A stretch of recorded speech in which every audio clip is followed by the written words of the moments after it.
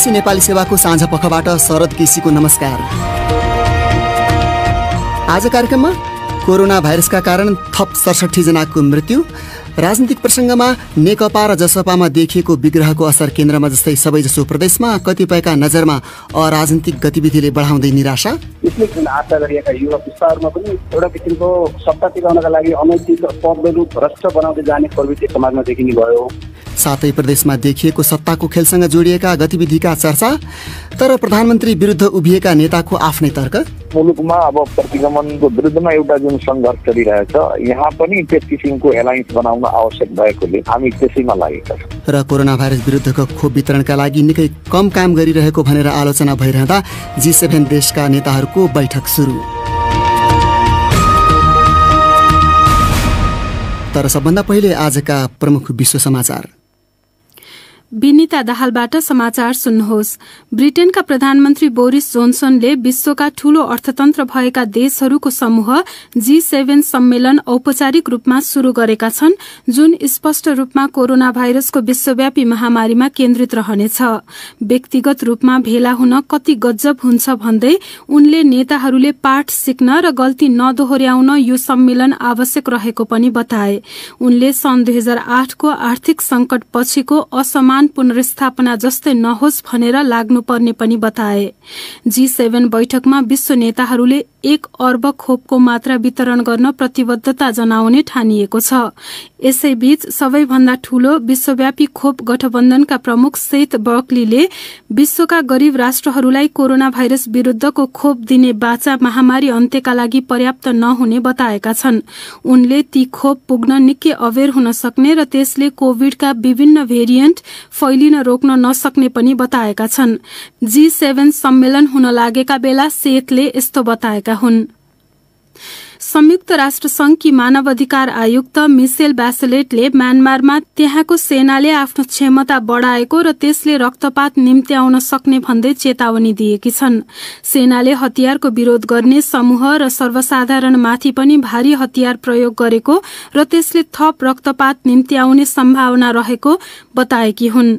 ब्याचेलेटले सर्वसाधारणलाई मानव ढालका रूपमा प्रयोग गरिएको सहायता कर्मीमाथि हमला भएको खबरहरू आएको पनि बताएकी छन्। हिंसा अन्त्यका लागि यसअघि जनाएको प्रतिबद्धता अनुसार सेनाले नगरेको पनि उनले बताएकी हुन्। बीबीसीकी इमोजन focus भन्छिन्, More than 100,000 people are believed to have fled Kaya state. विगत 3 सातामा म्यानमारको किया राज्यबाट मात्रै 1 लाख भन्दा बढी मानिस अन्यत्र गएको ठानिएको छ। जातीय र धार्मिक अल्पसंख्यकका बारे काम गर्ने समूहहरू हिंसाको मारमा परेका छन् र मानवीय सहायताका लागि आपूर्ति रोकिएको छ। सहायता कर्मीमाथि हमलाहरू भएका छन्। बीबीसीकी इमोजन फोक्सको भनाई।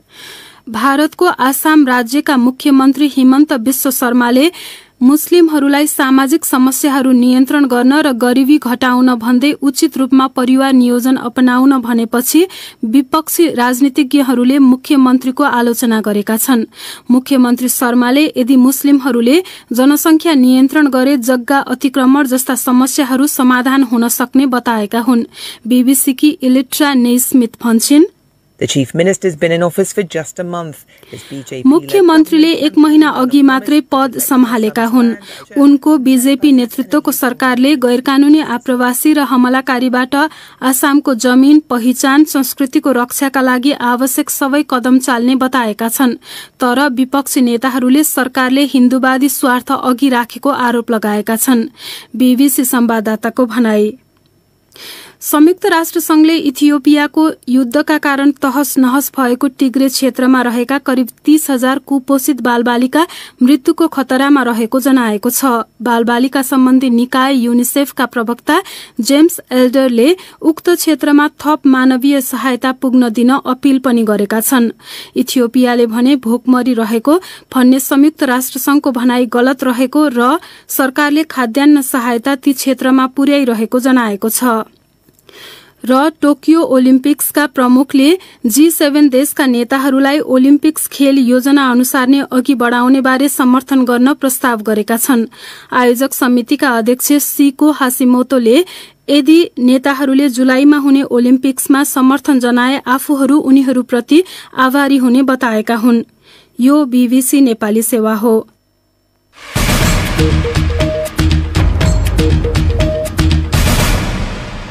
साँझपखमा तपाईलाई स्वागत छ। नेपालमा कोभिड-19 का करिब 4000 जना संक्रमित थपिएका छन् र 67 जनाको मृत्यु भएको छ। स्वास्थ्य तथा जनसङ्ख्या मन्त्रालयका अनुसार पछिल्लो 24 घण्टामा 15,000 भन्दा धेरै नमूना परीक्षण गर्दा उक्त संख्यामा संक्रमण पुष्टि भएको हो। त्यस अवधिमा 5,000 भन्दा धेरै संक्रमित निको भएका छन्। अहिलेसम्म 8,300 भन्दा धेरैको ज्यान गइसकेको छ। त्यसैगरी 11,089 जना आइसियुमा र 366 जना भेन्टिलेटरमा उपचाररत छन्। कुल संक्रमितको संख्या 6 लाख नाघेको छ। तीमध्ये अहिले 75,275 जनामा सक्रिय संक्रमण छ। सक्रिय संक्रमित मध्ये 5,589 जना संस्थागत आइसोलेसनमा छन्।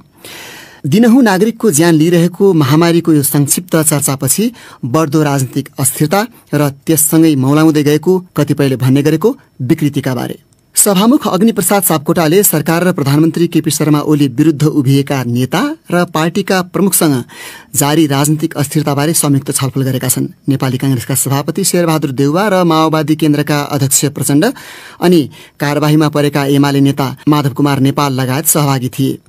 प्रधानमन्त्री ओलीलाई समेत निम्ता दिए पनि उनी सहभागी नभएको बताइएको छ। बैठकमा सहभागिता जनाएका जनता समाजवादी पार्टीका एकजना अध्यक्ष उपेन्द्र यादवले त्यहाँ भएको छलफलबारे भने, त्यसमा मूल कुरा चाहिँ के छ भने प्रधानमन्त्रीले पटक पटक संसद विघटन गराउने असंवैधानिक कार्य गरेको छ, लोकतन्त्रलाई दबावमा पारेको छ, मुलुकलाई प्रतिगमनतर्फ लगेको छ र यो कोरोना महामारीसँग लड्नका लागि ध्यान पटक्कै छैन। संसद विघटन गरेर राजनीतिक सङ्गठन उठाउने काम गरे, राष्ट्रपतिले पनि संविधानको उल्लङ्घन गरे। यी सब कार्यलाई रोक्नका लागि विपक्षी दलहरू या राजनीतिक दलहरू अब सहकार्य गर्दै अगाडि बढ्नुपर्ने कुराहरू त्यहाँ पनि भए। उनी थिए सभामुख अग्निप्रसाद सापकोटाले आयोजना गरेको बैठकमा सहभागी जनता समाजवादी पार्टीका एक अध्यक्ष उपेन्द्र यादव। अनौपचारिक रूपमा एक ठाउँमा उभिएका ती नेता र दलहरूले प्रधानमन्त्रीले संसद विघटन गरेर लोकतान्त्रिक गणतन्त्र खतरामा पारेको आरोप लगाउँदै आएका छन् र त्यसमा प्रधानमन्त्रीलाई राष्ट्रपतिले साथ दिइरहेको पनि उनीहरूको आरोप छ। केन्द्रमा देखिएको राजनीतिक ध्रुवीकरणको असर देशका 7वटै प्रदेशमा पनि परेको छ। एमाले र माओवादी केन्द्र अस्तित्वमा आएपछि र पछिल्लो चरणमा एमाले भित्रै तीव्र मतभेद देखा परेपछि नेकपा एक हुँदासम्म स्थिर रहेका अधिकांश प्रदेश सरकार धर्मराएका छन् र त्यसको प्रत्यक्ष लाभ कुनै पनि प्रदेशमा स्थान नपाएको र सानो आकारमा विपक्षीमा खुम्चिएको नेपाली कांग्रेसले उठाएको र उठाउन थालेको देखिन्छ। प्रधानमन्त्री केपी शर्मा ओलीको सेखी झार्ने भन्दै एक ठाउँमा उभिएका दल र नेताहरूले प्रदेशको समीकरणबारे औपचारिक घोषणा गरेका छैनन्, तर उनीहरू समीकरण फेरबदलमा सक्रिय छन् र निशानामा पारेको देखिन्छ केपी शर्मा ओलीलाई।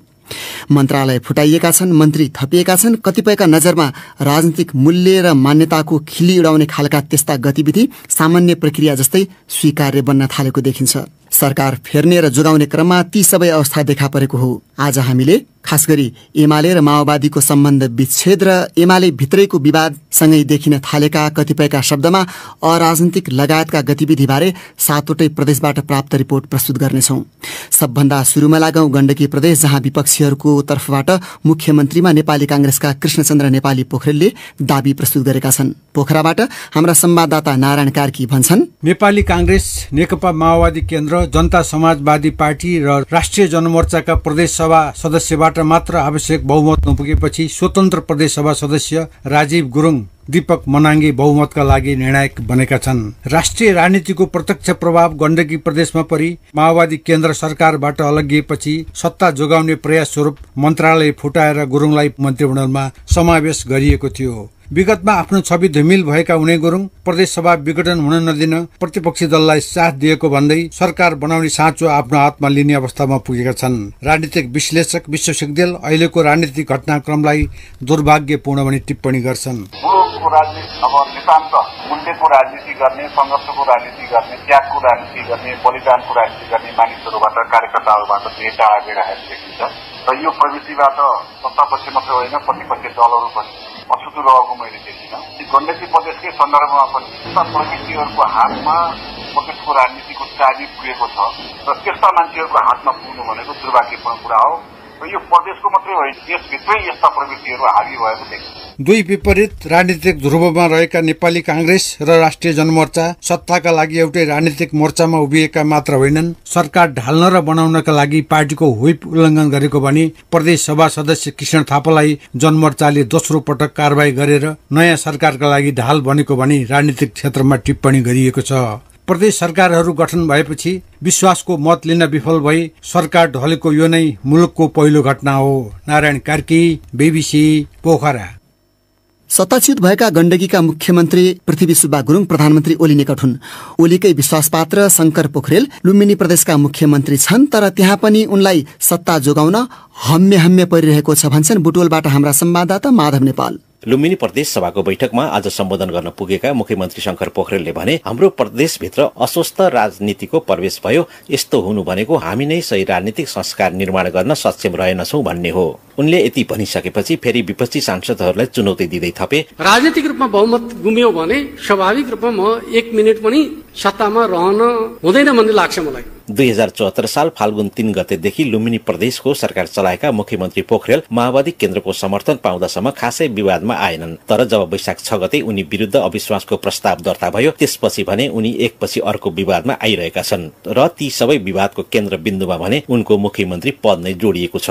वैशाख 6 गते माओवादी केन्द्रले समर्थन फिर्ता लिँदै विपक्षीहरूले उनीमाथि अविश्वासको प्रस्ताव दर्ता गरेपछि 6 जना सांसद रहेका जनता समाजवादी पार्टीका 4 जनालाई मन्त्री बनाएर सरकार बचाउने प्रयास गरेका पोखरेलले अविश्वासको प्रस्ताव छल्दै दोस्रो पटक मुख्यमन्त्रीको शपथ लिएको 3 दिनभित्र 3 पटक मन्त्री परिषद पुनर्गठन गरेका थिए भने मन्त्री परिषदको संख्या 6 बाट बढाएर 10 पुर्याएका छन्। त्यस्तै सोही समय 2वटा मन्त्रालय पनि थपेका छन्। पछिल्लो पटक थपिएका मन्त्रीमा उनी विरुद्ध लागेका उनकै दलको चुनाव चिन्हबाट उठेका सांसद पनि छन्। सत्ता जोगाउन जे जस्तो कदम पनि चाल्ने प्रवृत्ति भन्दै एकजना समाजशास्त्री जीवनारायण अधिकारी, यसले आफूभन्दा पुरानो पुस्ता अथवा आफूभन्दा पछाडिका जुन आशा गरिएका युवा पुस्ताहरू छन् त्यस्ता युवा पुस्ताहरूमा पनि एउटा किसिमको सत्ता टिकाउनका लागि अनैतिक पदहरू भ्रष्ट बनाउँदै जाने प्रवृत्ति एकातिर समाजमा देखिने भयो। विपक्षीहरूले मुख्यमन्त्री पोखरेल संविधानको कुन धारा अन्तर्गत मुख्यमन्त्री बनेको भन्दै प्रश्न पनि उठाउँदै आएका छन्। उनले संविधानको धारा 168 को उपधारा 1 बमोजिम ठूलो दलको हैसियतले शपथ खाएका थिए, तर अहिले अर्को दल पनि सरकारमा सहभागी भएको अवस्था छ। माधव नेपाल, बीबीसी, बुटवल।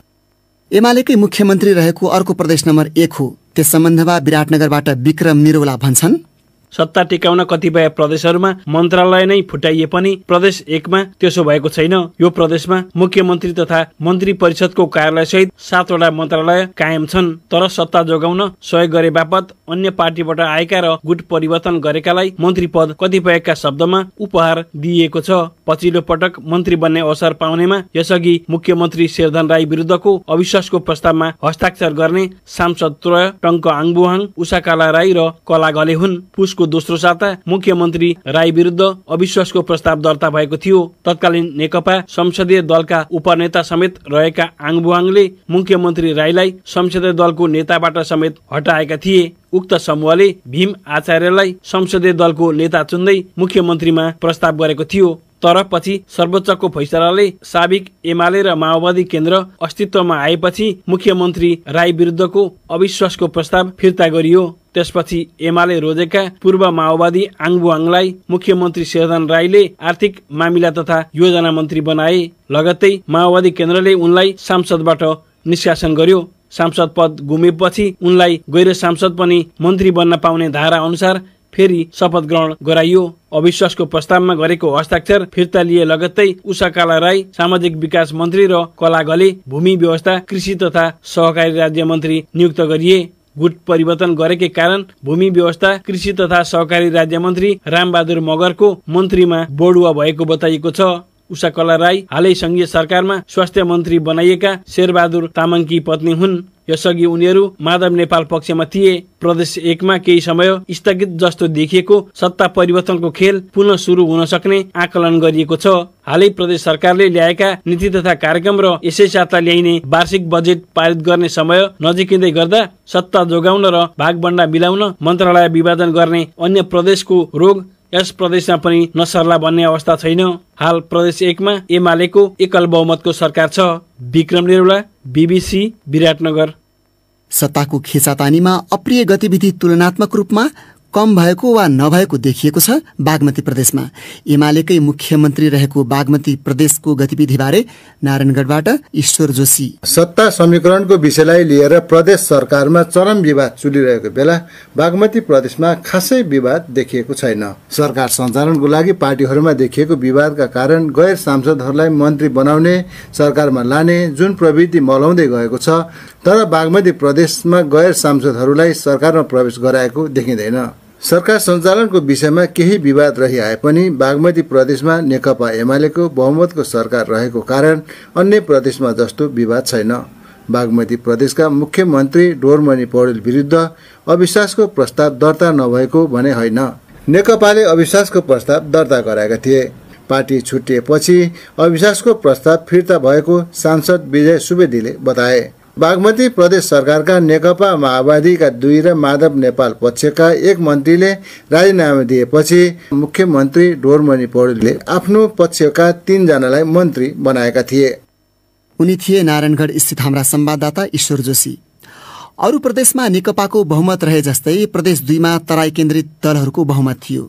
जनता समाजवादी पार्टीमा देखिएको विग्रहले त्यहाँ पनि सत्ता समीकरणमा फेरबदल आएको छ। जनकपुरबाट ब्रिजकुमार यादव भन्छन्, जसपाका महन्त ठाकुर, राजेन्द्र महतो समूह र उपेन्द्र यादवको समूहले कानूनी रूपमा दल विभाजनको मान्यता पर्खिरहेका छन्। प्रधानमन्त्री केपी शर्मा ओलीको सरकारमा सहभागी भएको ठाकुर महतो समूहका प्रदेश सरकारमा रहेका मन्त्री र राज्य मन्त्रीहरूलाई यादव समूहले बर्खास्त गरेको छ। तत्कालीन राष्ट्रिय जनता पार्टी र समाजवादी पार्टी बीच बराबरको सत्ता साझेदारी भएको थियो, तर सो समूहका 2 जना मन्त्रीले क्षमा परिवर्तन गरेका कारण सरकारमै छन्। मन्त्रीबाट हटाइएका ठाकुर महतो समूहका नेता जितेन्द्र सोनालले यसलाई बदलाको कारबाही भनेका छन्। राजनीतिक भिन्नताहरू छ, त्यसको प्रभाव पर्यो र यहाँ अध्यक्ष उपेन्द्र यादवजीले आफै आएर मुख्यमन्त्रीसँग लगनगाँठ गरेर यो गतिविधि अगाडि बढाउनु हो। सत्ता समीकरण परिवर्तन गर्न जसपाका अध्यक्ष उपेन्द्र यादव 5 दिन जनकपुरमा बसेका थिए। मुख्यमन्त्री लालबाबु राउतले भने प्रतिगमन विरुद्ध केन्द्रमा बनेको समीकरणलाई प्रदेशमा लागू गर्दा केही मन्त्रीहरू हटेको बताए। प्रतिगमन विरुद्धको दलहरूसित सहकार्य गर्न सरकारमा उनीहरूलाई सहभागी गराइएको उनले बताए। मुलुकमा अब प्रतिगमनको विरुद्धमा एउटा जुन सङ्घर्ष चलिरहेछ, यहाँ पनि त्यस किसिमको एलायन्स बनाउन आवश्यक भएकोले हामी चाहिँ त्यसैमा लागेका छौँ। प्रदेश 2 मा अझै जसपाको एकल बहुमत रहेको छ। प्रधानमन्त्री ओली समूहको 8 जना मात्र सभासद छन्। नेपाली कांग्रेस प्रदेश सरकारमा सहभागी भएको छ। सरकारमा कांग्रेसको नेतृत्व गरिरहेको संसदीय दलका नेता राम सरोज यादव केन्द्रीय गठबन्धनकै आधारमा सरकारमा सहभागी भएको बताउँछन्। संघीयता विरोधी केपी ओलीको विरुद्धको यो समीकरण हो र त्यही संयमका समीकरण केन्द्रको समीकरण अनुसार हाम्रो यहाँ बनेको हो। माओवादी केन्द्र भने अहिले सरकारमा गइसकेको छैन। मन्त्रालयमा भाग नमिल्दा माओवादी केन्द्रको सत्तारोहण अर्किएको छ। Bridge Kumar Yadav, BBC, Janakpur Dham. अब लागौं माओवादी केन्द्रले नेतृत्व गरेको कर्णाली प्रदेश। त्यहाँको राजधानी सुर्खेतबाट प्रकाश पन्त। कर्णाली प्रदेशमा 7वटा मन्त्रालयलाई फुटाएर 8वटा मन्त्रालय बनाइएको छ। प्रदेश सरकारले भौतिक पूर्वाधार मन्त्रालयलाई फुटाएर ऊर्जा तथा सिंचाई मन्त्रालय बनाएको छ। आफू सत्तामा टिकिरहनको लागि दललाई भागभण्डा पुर्याउन र व्यक्तिलाई खुसी पार्न मन्त्रालय थप्ने काम भएको कतिपय बताउँछन्। मन्त्रालय थपेसँगै आर्थिक बोझ पनि बढ्ने भन्दै सामाजिक अभियन्ता टीकाराम आचार्य आवश्यकता र औचित्यको आधारमा भन्दा पनि आफू सत्तामा टिकिरहन मन्त्रालय थपिएको बताउँछन्। यदि साँच्चीकै अब जनताका लागि फुटाएको अथवा काम गर्नका लागि फुटाएको भए, तर अहिले अब यस्तो कोभिडको महामारीको बेला स्वास्थ्य मन्त्रालयबाट छुट्टै एउटा बनाएर चाहिँ त्यसलाई चाहिँ अलिक कमान्ड गर्न सक्यो भए त्यसै हुन्थ्यो। अब यसले त सोझै के देखिन्छ भन्दाखेरि अब यो जनताका लागि भन्दा पनि आफ्नो सरकार टिकाइराख्नका लागि, सत्ता टिकाइराख्नका लागि जस्तो चाहिँ देखिन्छ।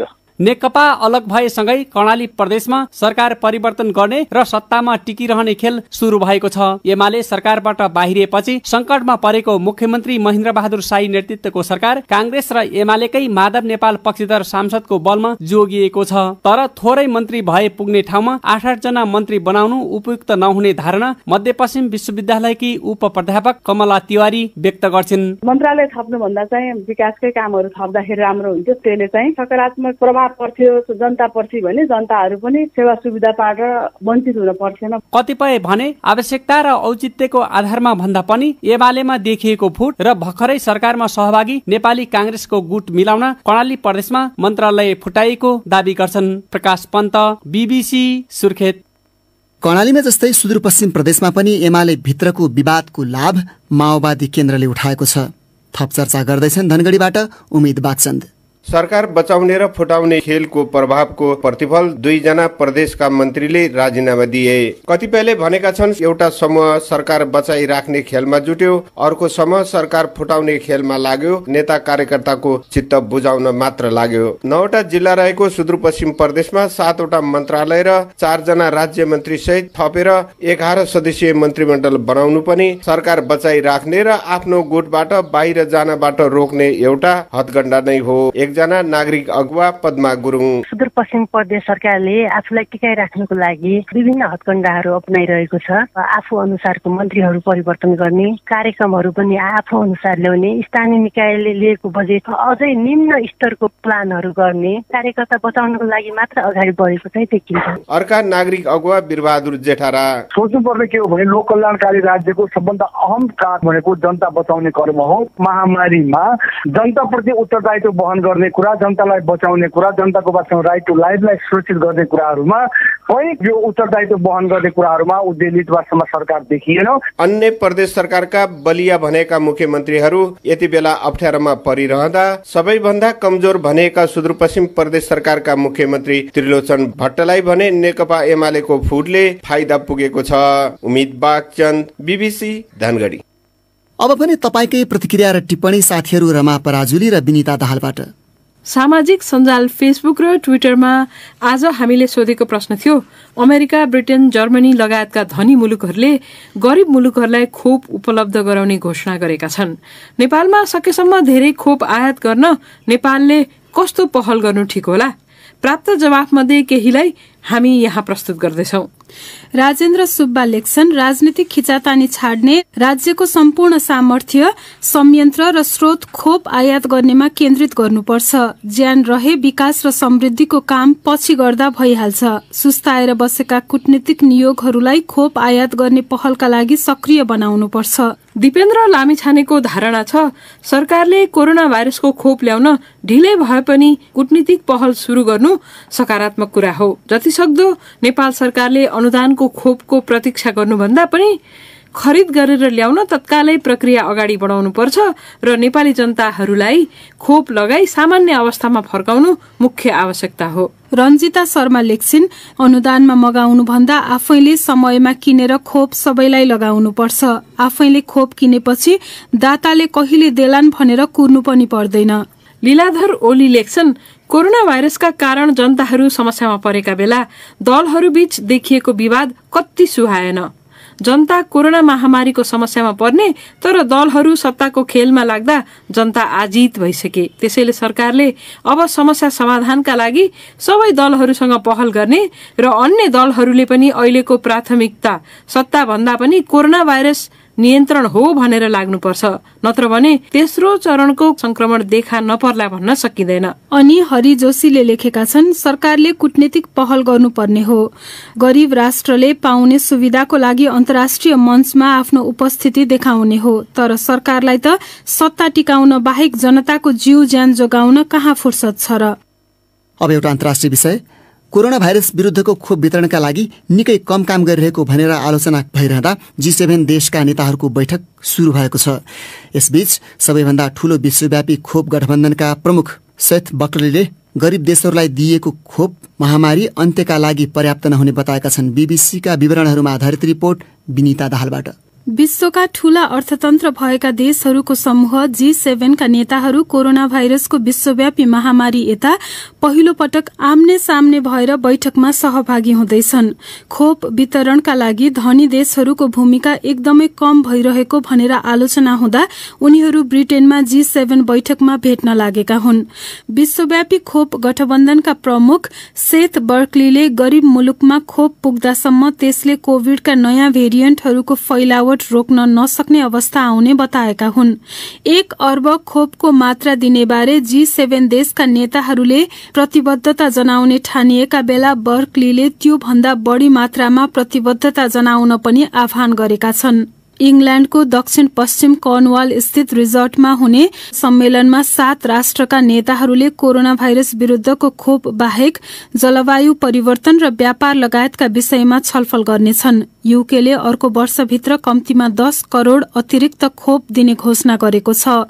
उक्त सम्मेलन 3 दिनसम्म चल्नेछ। अब अन्तिम प्रसंग खेलकुदको।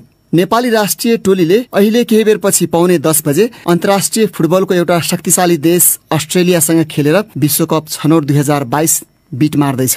कोरोना भाइरस संक्रमणको जोखिमका कारण समूह चरणको 8 खेल खेल्न झण्डै 2 वर्ष लाग्यो। अस्ट्रेलिया नेपालले अन्तर्राष्ट्रिय प्रतिस्पर्धामा भेटेको कठिन प्रतिद्वन्दी मध्येको एक हो। 1.5 वर्ष अगाडि अस्ट्रेलियामै गएर खेल्दा नेपाल 5-0 ले पराजित भएको थियो। त्यसबीच नेपाली टोलीमा व्यापक परिवर्तन भइसकेको छ। आजको खेलको विशेषता र महत्त्वबारे थप जानकारी दिँदैछन् निरञ्जन राजवंशी। अस्ट्रेलिया विश्वकपको समूहको शीर्ष स्थानमा पुगिसकेको छ। उसले खेलेको सबै 6 वटा खेल जितिसकेको छ। आज नेपालसँग जित्न सक्यो भने अर्को चरणमा पुग्छ अस्ट्रेलिया। त्यसकारण अस्ट्रेलियाले आज नेपाललाई पराजित गरेर पर्सि जोर्डनसँग हुने खेल अगाडि सुरक्षित हुन चाहन्छ।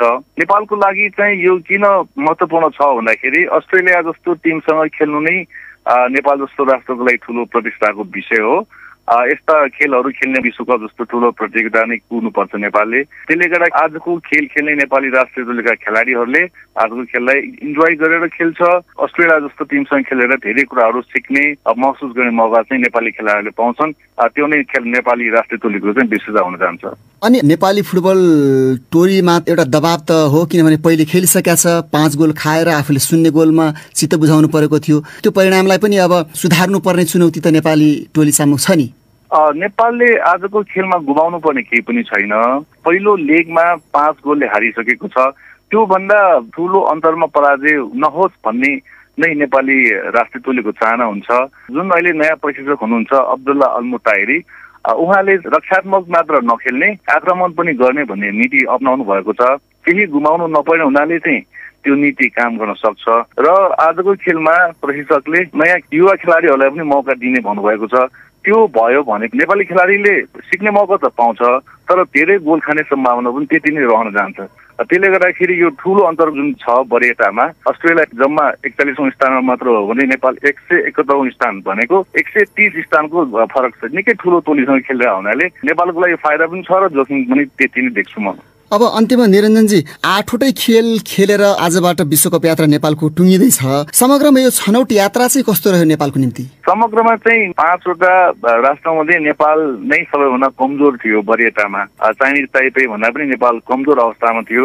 तर आजको खेल हार्छ भने हामीले अनुमान गर्न सक्छौँ। त्यसले गर्दाखेरि 8मा 2 खेल जित्नु भनेको नेपालको लागि निकै राम्रो अवस्था हो यो विश्वकप, र यसले गर्दाखेरि नेपालको वरियतामा पनि सुधार हुन्छ।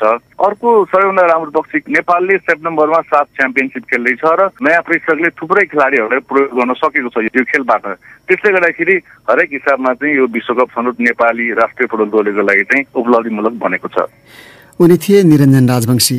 अब अन्त्यमा प्रमुख विश्व समाचार संक्षेपमा। ब्रिटेनका प्रधानमन्त्री बोरिस जोन्सनले G7 सम्मेलन शुरू गर्दै कोरोना भाइरसको विश्वव्यापी महामारीबाट पाठ सिक्न र गल्ती नदोहोर्याउन आह्वान गरेका छन्।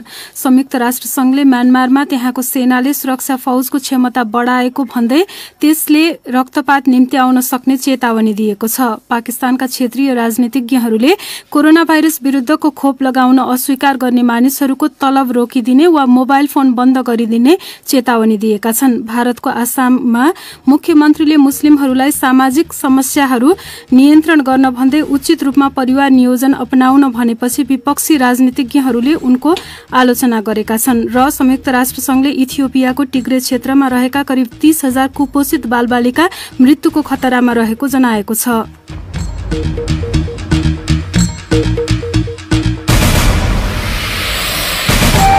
हवस् त यसका साथै बीबीसी नेपाली सेवाको साँझ पख यहीँ सकिन्छ। अब हामी सोमबार बिहान 7:15 बजे मात्र आउनेछौँ। त्यस बेलासम्मका लागि हामी सबैलाई बिदा दिनुहोस्। नमस्कार।